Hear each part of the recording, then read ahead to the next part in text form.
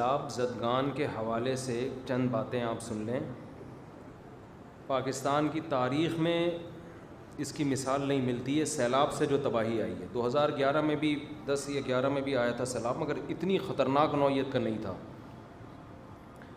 لاشیں نکل رہی ہیں کیچڑ کے اندر سے، اللہ بچائے۔ بچے، کچھ لوگ ایسے ہیں جو بیچ میں خشکی میں پھنس گئے، ان کے پاس کھانے کا انتظام نہیں، وہ بھوک سے تڑپ کے مر رہے ہیں، وہاں تک کوئی پہنچ بھی نہیں رہا۔ اب اس میں ایک طریقہ تو یہ ہے کہ ہم حکومتوں کو برا بھلا کہتے رہیں۔ اب آپ دیکھیں نا، ان حالات میں میڈیا کو دیکھیں تو ان کے سیاسی جھگڑے پھڈے ہی چل رہے ہیں، وہ ایسا ہے، وہ ویسا ہے، وہ یوں ہے، کوئی بھی قوم کا نہیں سوچ رہا۔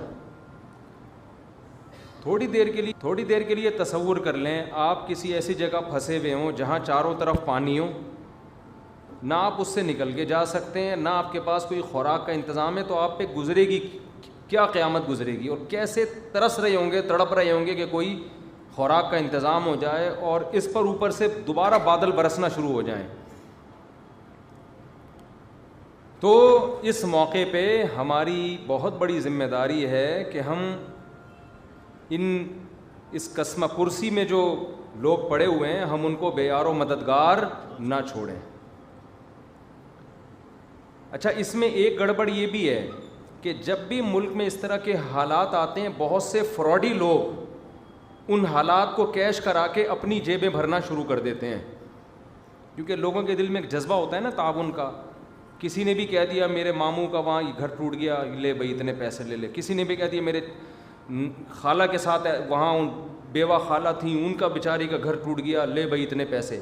یہ کام آپ نے نہیں کرنا، کیونکہ بہت سے فراڈی لوگ کیش کرا رہے ہوتے ہیں اس قسم کے حادثات کو۔ آپ کہہ سکتے ہیں فراڈی ہوگا تو وہ جانے، اللہ جانے، ہم نے تو پیسے دے دیے نا۔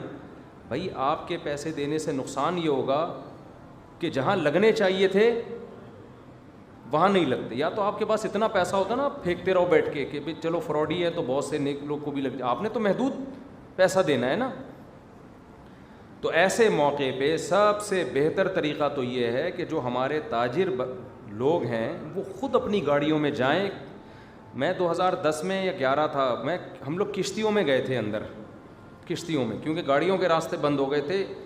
وہ کشتیاں ان جگہوں پہ چلی ہیں جہاں اصل میں خشکی تھی، لیکن اتنا پانی کھڑا ہو گیا تھا کہ ہم لانچوں کے ذریعے اندر گئے، اور اندر گھر گھر جا کے ہم نے خوراک تقسیم کی تھی۔ تو اصل تو یہ ہے کہ خود سے جائیں۔ میرا بھی ارادہ ہے انشاءاللہ عنقریب سفر کرنے کا، بلوچستان یا سندھ کی طرف میں بھی جاؤں گا انشاءاللہ۔ جو ٹوٹا پھوٹا ہم سے تعاون ہو سکا ہم کریں گے انشاءاللہ، اور میرا ارادہ ہے پاک ایڈ ویلفیئر ٹرسٹ کی طرف سے جانے کا، کیونکہ جو ٹرسٹ ہوتے ہیں، جو ریلائبل ٹرسٹ ہوتے ہیں، ان کو اندر کے حالات پتہ ہوتے ہیں۔ اب ہم جائیں تو ہم تو اجنبی ہیں نا، تو ہمیں کیا پتہ کہ کہاں کیا ہو رہا ہے۔ تو خود سے میرا بھی ارادہ ہے انشاءاللہ جانے کا، لیکن آپ بھی کوشش کریں خود سے جائیں، اور ایسا نہیں کہ کنارے پہ بس خوراک بانٹ کے اڑ جائیں آپ لوگ۔ ہمیں بہت افسوس کے ساتھ کہنا پڑتا ہے کہ جب میں 2010 یا 11 تھا، مجھے صحیح وہ سال یاد نہیں ہے، میں گیا تھا سیلاب زدگان کی مدد کے لیے، تو میں نے بعض ٹرسٹوں کو دیکھا، بعض، سب کی بات نہیں کر رہا، خوب سمجھ لیں۔ بعض لوگ کیا کر رہے تھے، شہر میں نا لائن لگا کے خوراک بانٹ رہے ہیں، ویڈیو بنا رہے ہیں اور میڈیا پہ ڈال رہے ہیں، اور اندر بالکل بھی کام نہیں ہے جہاں لوگوں کو زیادہ ضرورت ہے۔ جو پانی میں اندر دور دراز گاؤں میں لوگ پھنسے ہوئے ہیں، ان تک کوئی بھی نہیں جا رہا تھا۔ کچھ تھے مخلص، کوئی بھی نہیں جا رہا کا مطلب نہیں کوئی بھی نہیں، کچھ تو مخلص ہر جگہ ہوتے ہیں، لیکن بہت سے لوگ یہ کام کر رہے تھے۔ ہمیں افسوس اس پر ہو رہا تھا کہ یار جہاں چینل کی طرف سے کوریج ہو رہی ہے وہاں تو ایسی خوراکیں بانٹی جا رہی ہیں جہاں کوئی چینل والا جانے کے لیے تیار نہیں ہے۔ اب یہ سوشل میڈیا اس وقت زیادہ متحرک نہیں تھا، تو جو جہاں کوریج نہیں ہو رہی، اندر پانیوں میں جا کے چھوٹی چھوٹے جزیرے بنے ہوئے ہیں، خشکی ہے، وہاں تو کوئی بھی نہیں جا رہا۔ وہاں چونکہ کوئی کوریج دینے کے لیے تیار نہیں ہے تو وہاں خوراکیں تقسیم نہیں ہو رہی ہیں۔ تو یہ بھی کچھ تھوڑا سا، بعض ٹرسٹ ایسے ہیں جن پہ ٹرسٹ نہیں کیا جا سکتا، اچھے بھی ہیں برے بھی ہیں، دونوں طرح کے ٹرسٹ چل رہے ہیں۔ بعض لوگ تو ٹرسٹ بناتے ہیں بلیک منی کو وائٹ کرنے کے لیے، ایسے بھی ٹرسٹ ہوں گے، یقیناً ہے، ہمارے ملک میں سب کچھ ہوتا ہے تو یہ کیوں نہیں ہوتا۔ تو آپ کسی ریلائبل ٹرسٹ پہ ٹرسٹ کریں، آپ سمجھتے ہیں۔ تو پاکٹ ویلفیئر ٹرسٹ تو چونکہ میرے شاگردوں کا ہے، میں ان کے ساتھ کئی دفعہ ٹریولنگ میرا ٹرسٹ نہیں ہے پاکٹ ویلفیئر، لیکن میرے شاگردوں کا ہے، تو مجھے ان پہ اعتماد ہے، لیکن آپ کو جس پہ بھی اعتماد ہو، اس میں خدیجۃ الکبریٰ ٹرسٹ بھی ہے، بہت اچھا کام کر رہا ہے. اسی طرح ڈیفینس میں حضرت مفتی عبدالستار صاحب کا ٹرسٹ ہے، اس کا نام کیا ہے، بیت السلام، وہ بھی بہت اچھا کام کر رہے ہیں، ریلائبل لوگ ہیں. اور بھی ہیں، ان کے علاوہ بھی ہیں، بڑے بڑے ٹرسٹ ہیں، جس پہ بھی آپ کو اعتماد ہو آپ ان کے ذریعے تعاون کر سکتے ہیں. بہتر تو یہ کہ آپ خود جائیں. دوسرے درجے میں آپ کسی ایسے ٹرسٹ پہ ٹرسٹ کریں جو قابل ٹرسٹ ہو. سمجھتے ہیں کہ نہیں سمجھتے؟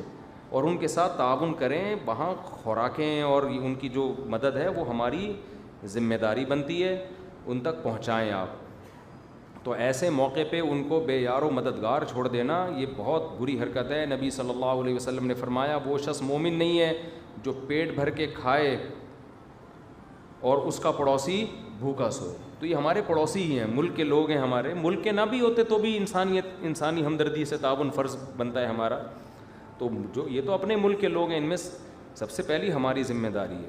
اور الحمدللہ ہمارے ملک کا ریکارڈ ہے دنیا میں خیراتی اداروں میں، ہم تعاون میں پیچھے نہیں ہیں. جو اگر آپ دنیا میں سروے کریں گے نا تو آپ کو پتہ چلے گا یہ قوم بڑی زرخیز ہے، لیکن اس کو الو بنانے والے لوگ بہت زیادہ ہیں. قوم بہت پیسہ نکالتی ہے الحمدللہ، لیکن یہ پیسہ صحیح جگہوں پہ خرچ عام طور پر نہیں ہوتا. غلط لوگ عام طور پہ پیسہ کیش کرا لیتے ہیں. تو آپ تاجروں کی میں سمجھتا ہوں ذمہ داری ہے خود سے جائیں بھائی، خود جائیں، خود اپنے ہاتھ سے غریب کو نوالا کھلائیں. اس میں بڑا مزہ آتا ہے.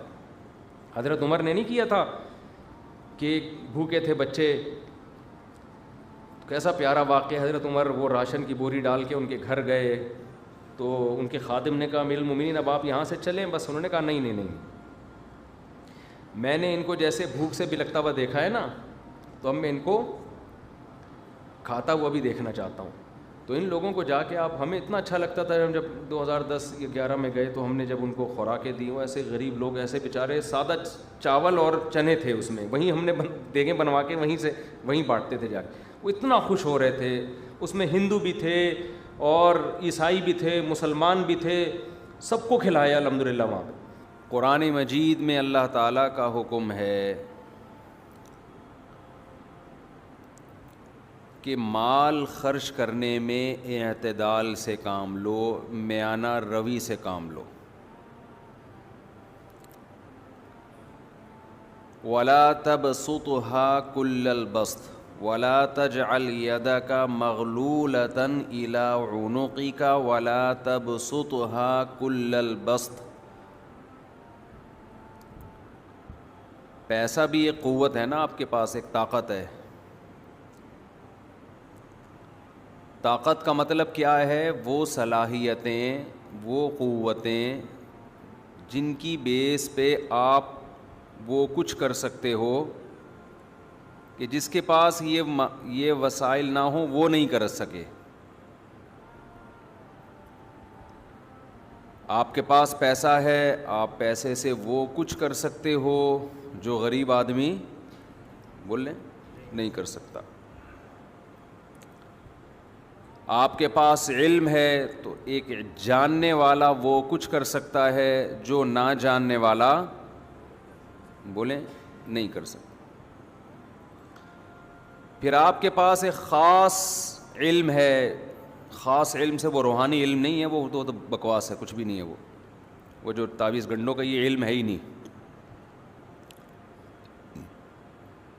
تو یہ خوب سمجھ لیں، نئے نئے لوگ بھی آ جاتے ہیں، یہ جو روحانی علم ہے نا یہ ہے ہی نہیں. کتنے عملیات اور شیخ الوظائف اور وظیفوں کا علم A to Z ہی غلط ہے. وظیفوں کا علم کوئی علم نہیں ہوتا، خوب سمجھ لیں. بہت لوگ بے وقوف بن رہے ہیں. جیسے 4 شادیوں کے موضوع پر میں اکیلا چلا تھا نا، اب بہت سے لوگ قائل ہو گئے کہ نہیں ہو گئے. تو یہ وظیفوں کا بھی سرے سے کوئی علم ہے ہی نہیں، خوب سمجھ لیں. یہ ٹوٹلی الو بنانے کا کام ہے. اس میں بھی لوگ مجھے کہتے ہیں کہ فضول باتیں کر رہا ہے، بالکل نہ سر نہ پیر. اتنے بڑے بڑے علماء اور شیخ الوظائف ہیں. علماء اور شیخ الوظائف یہ 2 چیزیں جمع بولو نہیں ہو سکتی. جس کے پاس دین کا علم ہے اس کے پاس ان کو فالتو کاموں کی فرصت ہی نہیں ہوتی. تعویذ دے دینا ایک الگ چیز ہے، وہ تو ہم بھی دے دیتے ہیں. دم کر دینا، رقیہ کے طور پہ ایک الگ چیز ہے, وہ تو صحابہ نے بھی کیا, ہم بھی کرتے ہیں, بزرگان نے, کوئی بھی مسجد کے امام سے کروا لو. یہ علم جو ہے نا, علم آتا ہے, آتا واتا کیا ہے آپ کو, کیا ہے یہ, اس کا کوئی سلیبس, کوئی نصاب, کوئی مدرسہ, یہ سینہ بسینہ چل رہا ہے.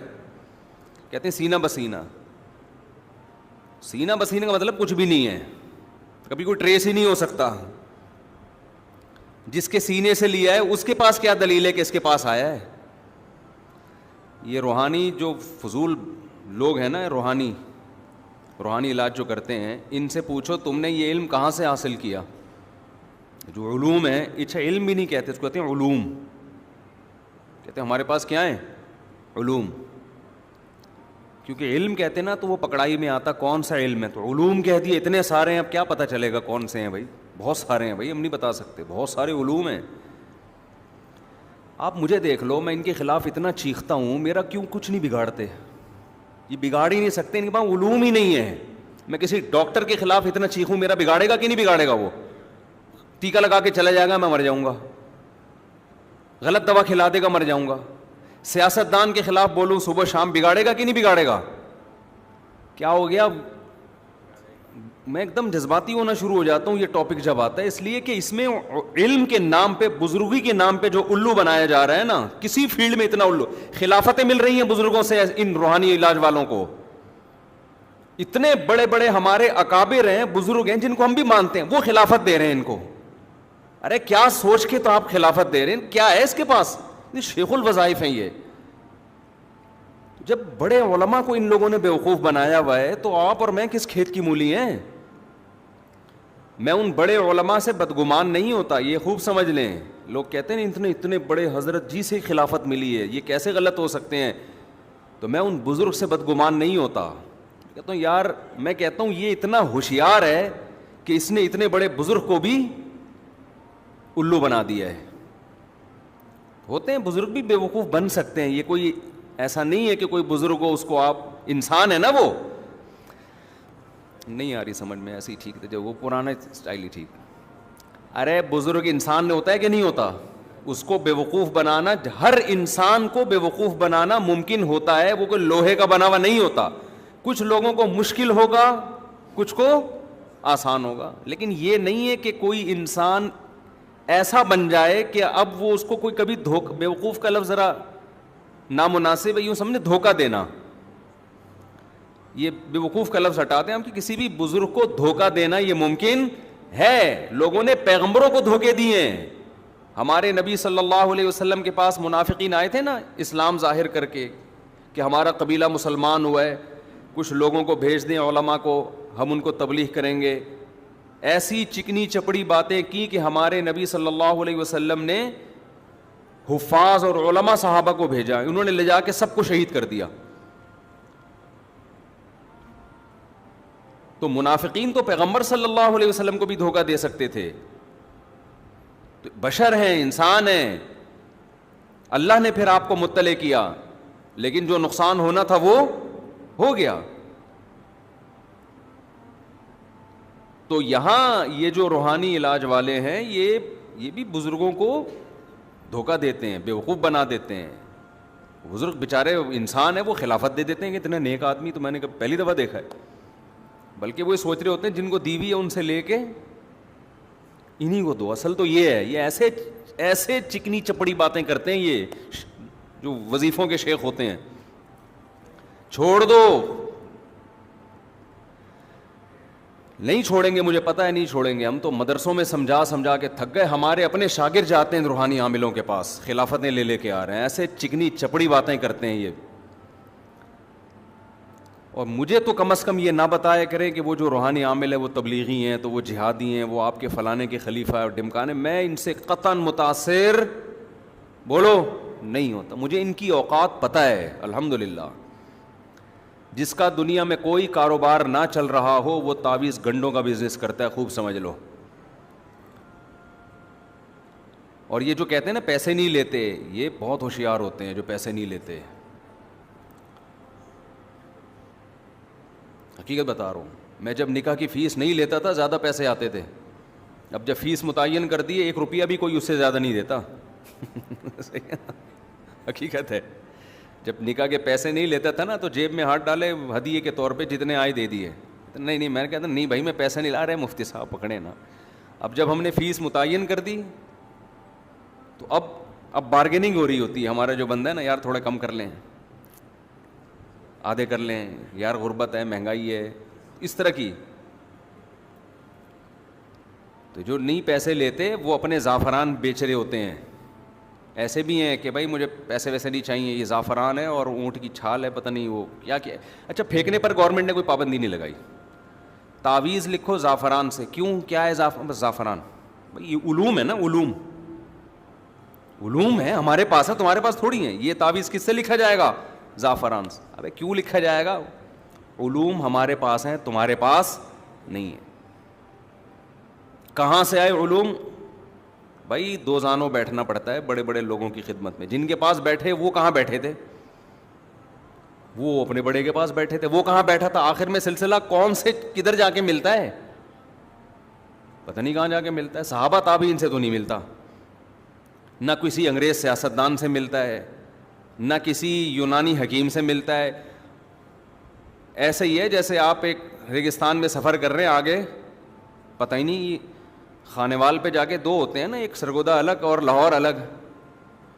خانیوال پہ جا کے آپ کو جنگل میں بھیج دیا, کہاں جا رہا ہے بھائی, بس جا رہے ہیں, کوئی سر کوئی پیر نہیں. اور ان کا اثر انہی پر ہوتا ہے جو ان لوگوں پر یقین رکھتے ہیں.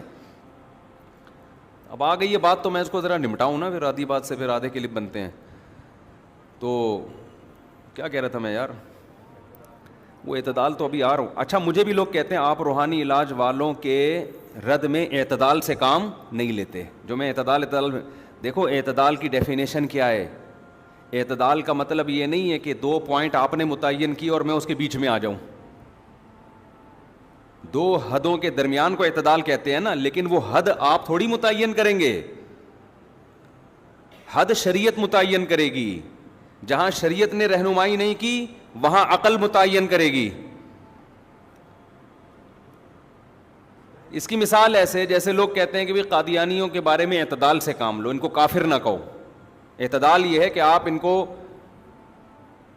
یہ کہہ دو کہ بھئی یہ ٹھیک ہے مسلم نہیں ہے, لیکن کافر نہ کہو. کافر کہنا بے اعتدالی ہے. یہ بے اعتدالی کی ڈیفینیشن آپ نے خود متعین کی ہے. ہم کہتے ہیں اعتدال یہ ہے کہ کافر کہو, بے اعتدالی یہ ہے کہ قتل کے فتوے نہ لگاؤ. یہ حد سے زیادتی ہو. تو حد متعین کون کرے گا, شریعت متعین کرے گی. اس حد کو کراس کرنا بے اعتدالی ہے. جہاں شریعت نہیں ہے وہاں کون متعین کرے گی, عقل. ایک جعلی حکیم, ایک جعلی ڈاکٹر بیٹھا ہے جس کو کچھ بھی نہیں پتا, وہ علاج کر رہا ہے. ہم کہیں گے نا اس کے کلینک بند کراؤ, اس کا مطلب بند کراؤ, دھرنے دو, جلوس نکالو. اس طرح کے لوگ لوگوں کی صحتوں سے کھیل رہے ہیں. ایک آدمی کہہ رہا ہے بے اعتدالی کر رہے ہو, تو یہ بے اعتدالی کہلائے گی؟ بھائی 2 نمبر جب ہے تو کیوں؟ تو یہ بے اعتدالی نہیں ہے, یہ عین اعتدال ہے جو میں کہہ رہا ہوں. تو میں جلدی سے یہ سمیٹ کے ختم کروں. یہ جو روحانیت کے نام پہ جو کچھ ہو رہا ہے نا, اس میں کوئی کسی کا اور بڑے بڑے علماء کے ساتھ یہ پھلترو کی طرح چپکتے ہیں روحانی علاج والے. میرے ساتھ بھی بہت چپکنے کی کوشش کی, میں نے بھگایا ہے. ان میں ایک چیز ہوتی ہے تمام روحانی والوں میں نا, غیرت نہیں ہوتی. آپ ان کو دھکے دے کے نکالیں, آپ ان کو گالیاں دے کے اپنے پاس سے نکالیں, یہ پھر بھی غصہ نہیں کریں گے. وجہ کیا ہے کہ یہ کام غیرت کے ساتھ کیا ہو گیا, نہیں چل سکتا. غیرت مند آدمی زیادہ پیسے کما نہیں سکتا ہے, سمجھ رہے ہو. آپ ان کو دھکے دو, ان کو گالیاں دو, ان کو برا بلا کہو, یہ پھر بھی چپکیں حضرت حضرت حضرت کرتے. ان کو پتا ہے یار یہ حضرت مشہور ہے, اس کے ساتھ جب تک سیلفیاں نہیں آئیں گی اور یہ سر پہ شفقت کا ہاتھ نہیں رکھے گا ہم دنیا میں مشہور نہیں ہوں گے. ایسے دکانیں بناتے ہیں نا اپنی آپ کی. بڑے بڑے علماء کے ساتھ اسی طرح بیٹھتے ہیں. ظاہر ہے علماء باخلاق ہوتے ہیں, جب وہ کوئی اتنی عزت دے رہا ہوتا ہے وہ بھی سمجھتے ہیں بیچارہ نیک آدمی ہے, بٹھا لیتے ہیں. پھر اپنے اوپر علماء دم کروا رہے ہوتے ہیں ان سے.